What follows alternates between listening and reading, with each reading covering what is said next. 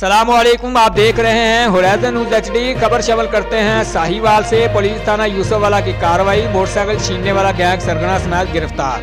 लाख रुपया मालियत की मोटरसाइकिल, नकदी और नाजायज असला बरामद। तफसीलात के मुताबिक DPO साहिवाल सादिक बलोच की जरायम पेशा नासिर के मुतल्लक वाज़ेह हिदायत पर अमल करते हुए साहिवाल पुलिस का जरायम पेशा नासिर के खिलाफ मुसलसल क्रैकडाउन जारी।